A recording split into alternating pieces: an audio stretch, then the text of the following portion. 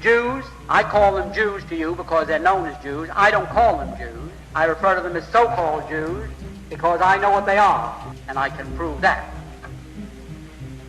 The Eastern European Jews, who form 92% of the world's population of those people who call themselves Jews, were originally Khazars. They were a warlike tribe that lived deep in the heart of Asia. And they were so warlike that even the Asiatics drove them out of Asia into Eastern Europe. And to reduce this so you don't get too confused about the history of Eastern Europe, they set up this big Khazar kingdom, 800,000 square miles. Only there was no Russia, there were no other countries, and the Khazar kingdom was the biggest country in all Europe. So big and so powerful that when the other monarchs wanted to go to war, the Khazars would loan them 40,000 soldiers. That's how big and powerful they were. Now, they were phallic worshippers. Now, it was their religion, the way it was the religion of many other pagans or barbarians elsewhere in the world. Now, the king became so disgusted with the degeneracy of his kingdom that he decided to adopt a so-called monotheistic faith, either Christianity, Islam, the Muslim faith, or what is known today as Judaism, really Talmudism. So, like spinning a top, he said, eeny, meeny, miny, moe, and he picked out so-called Judaism. And he opened up synagogues and schools in his kingdom of 800,000 square miles, and maybe 10 to 20 million people, and they became what we call Jews. There wasn't one of them that ever had an ancestor that ever put a toe in the Holy Land, not alone in Old Testament history, but back to time, the beginning of time. Not one of them. That is the foundation of all the misery that has befallen the world.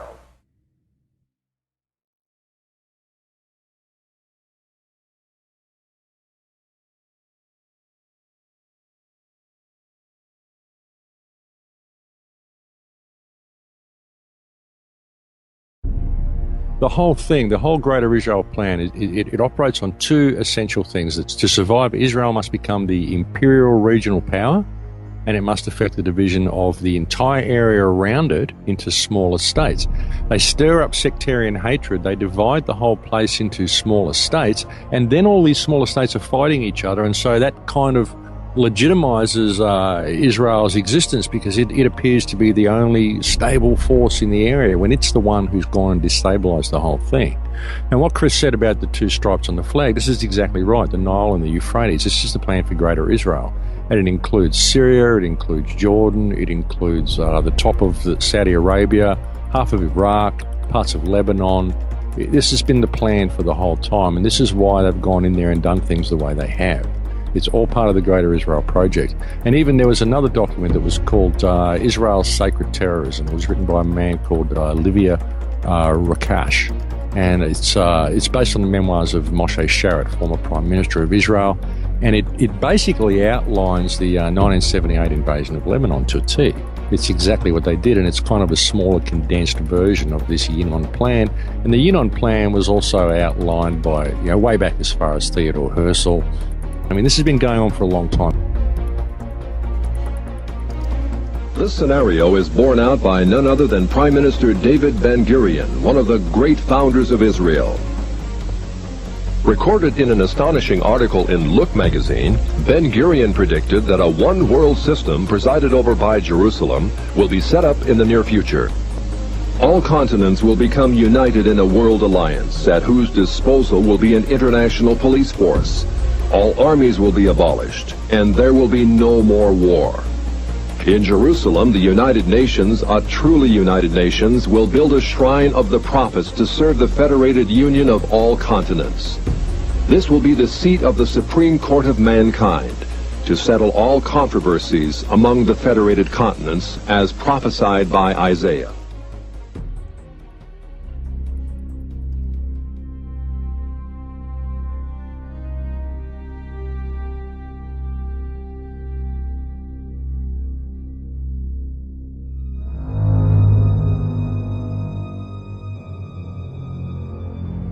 what we're dealing with here, like when you look at the whole Khazar Empire, that's who these people are. They're Khazars, and they've basically hijacked everything. They've infiltrated into Christianity, they've infiltrated into Judaism, they've probably even infiltrated into Islam.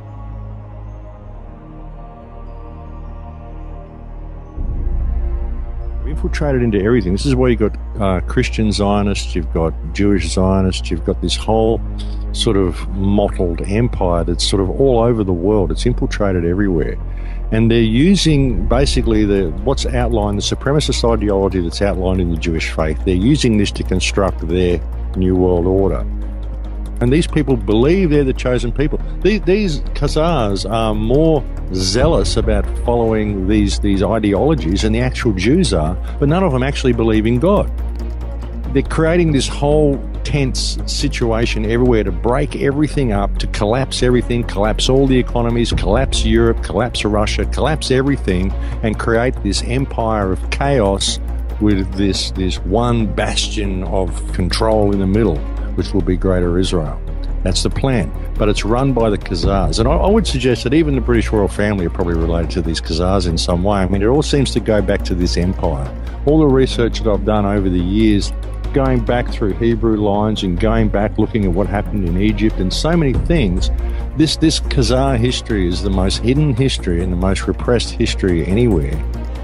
You know, it's all about merging all of the races on the planet together. This is why we've got such an infiltration of foreign races into Europe at the moment, which is all being run by Jewish advisors to all of these countries. And it's weird. You say to stuff, oh, you're blaming the Jews for everything, you're anti-Semitic. Well, hang on, I'm just looking at the situation, and you look and you go, well, these people, they just happen to all be Jews. Is this a coincidence? And then you look at the Greater Israel plan, and you look at the whole doctrine of the Jews as God's chosen and the Goyim, and you say, well, here it all is. Sisi, he's serving British and Israeli interests like to a T. He's doing just as bad, even more damage to Gaza than Israel, because these are Arab brothers. These should be supporting these people. And he's closed all the borders off, like you say. He's bulldozed all those homes. He's even thinking of digging a moat, as I was saying before, so they can't possibly dig any tunnels because they'd have the weight of water above them.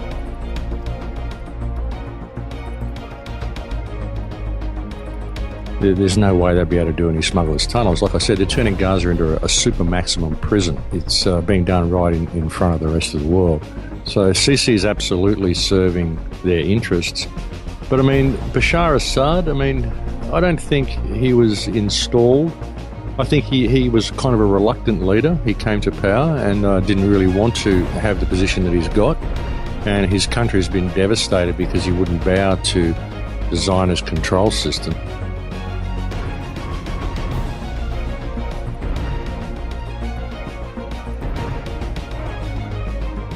I mean, this whole ISIS thing, ISIS is sprung out of nowhere, exactly when Israel needed it.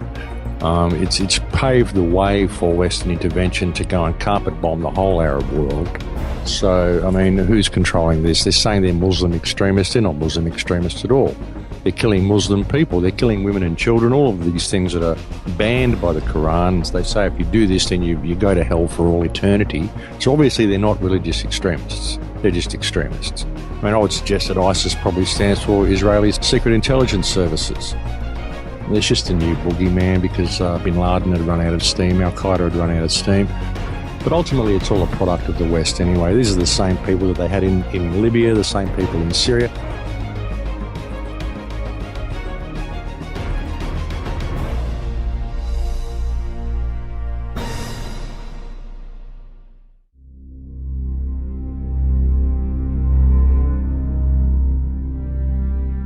Follow the leads, put the troops in, and play this.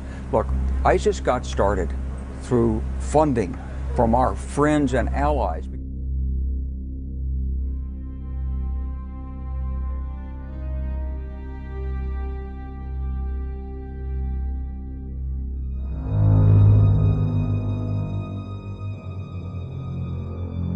So with the additional steps I ordered last month, we're speeding up training of ISIL forces, including volunteers from Sunni tribes in Anbar province.